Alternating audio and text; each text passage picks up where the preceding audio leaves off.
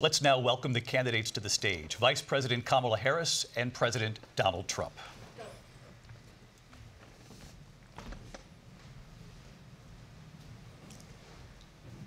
Kamala Harris. Let's have a good debate. Nice to see you. Have fun. Thank you. Welcome to you both. It's wonderful to have you. It's an honor to have you both here tonight. Good evening. We are looking forward to a spirited and thoughtful debate.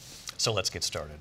I want to begin tonight with the issue that voters repeatedly say is their #1 issue, and that is the economy and the cost of living in this country. Vice President Harris, you and President Trump were elected 4 years ago, and your opponent on the stage here tonight often asks his supporters, are you better off than you were 4 years ago?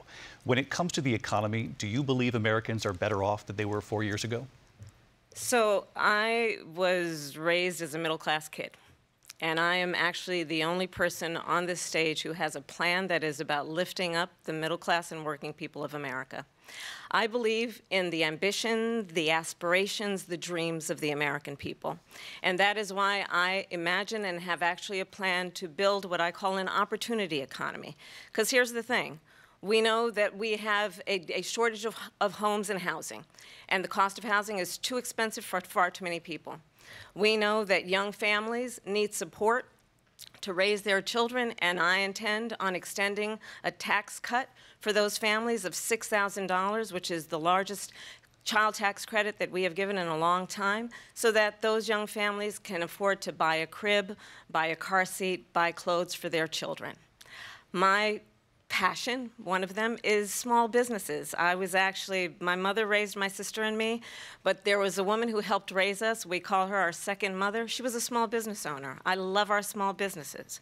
My plan is to give a $50,000 tax deduction to start up small businesses, knowing they are part of the backbone of America's economy. My opponent, on the other hand, his plan is to do what he has done before, which is to provide a tax cut for billionaires and big corporations, which will result in $5 trillion to America's deficit.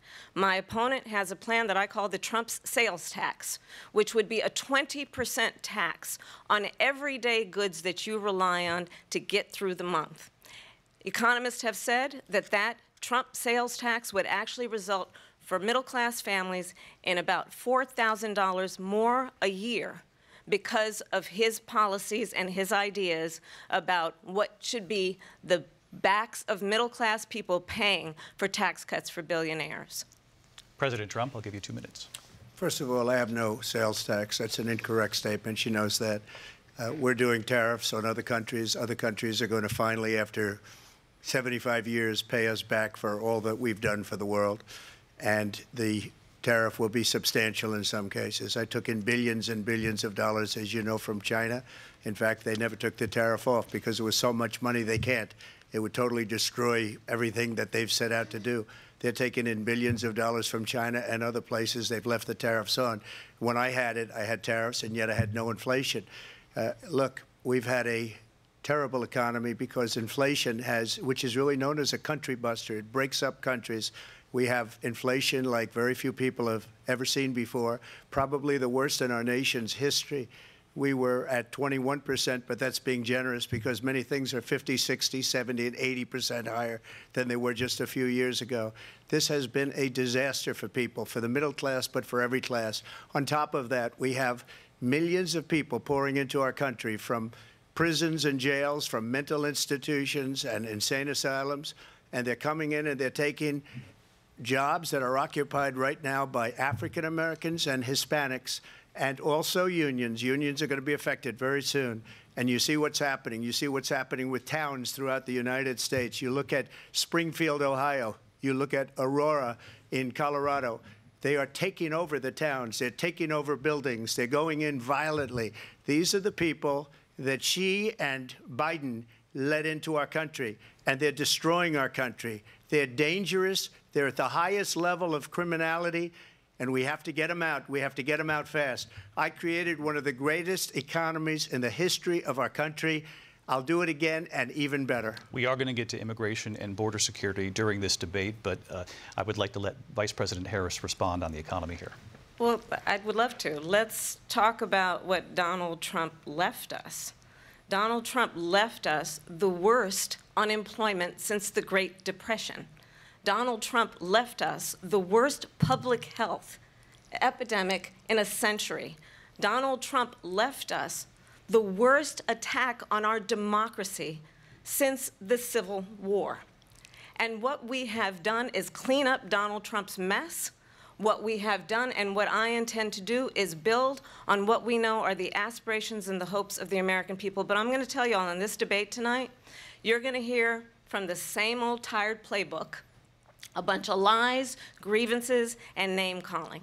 What you're going to hear tonight is a detailed and dangerous plan called Project 2025 that the former president intends on implementing if he were elected again.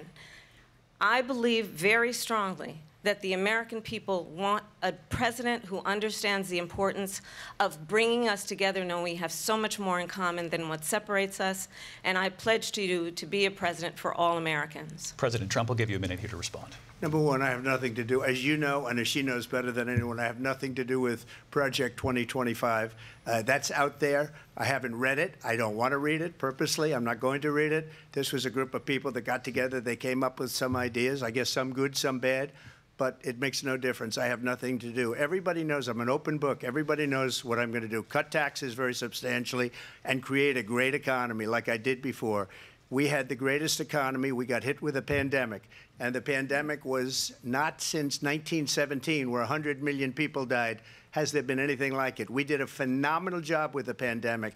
We handed them over a country where the economy and where the stock market was higher than it was before the pandemic came in. Nobody's ever seen anything like it. We made ventilators for the entire world. We got gowns, we got masks, we did things that nobody thought possible.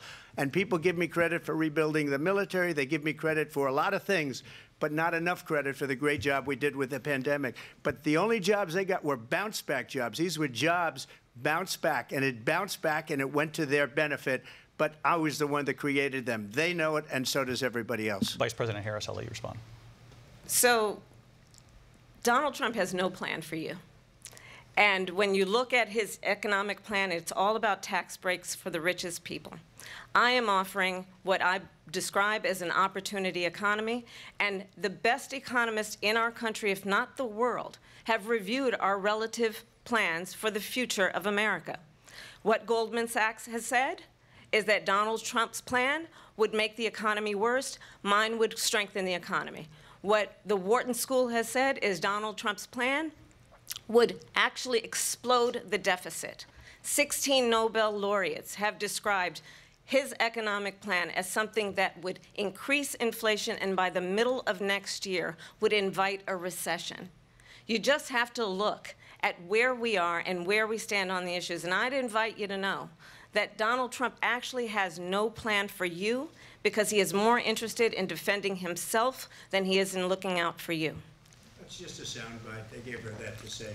Look, I went to the Wharton School of Finance, and many of those professors, the top professors, think my plan is a brilliant plan. It's a great plan. It's a plan that's going to bring up our worth, our value as a country. It's going to make people want to be able to go and work and create jobs and create a lot of good, solid money for our country. And just to finish off, she doesn't have a plan. She copied Biden's plan, and it's like 4 sentences, like run, spot, run. 4 sentences that are just, oh, we'll try and lower taxes.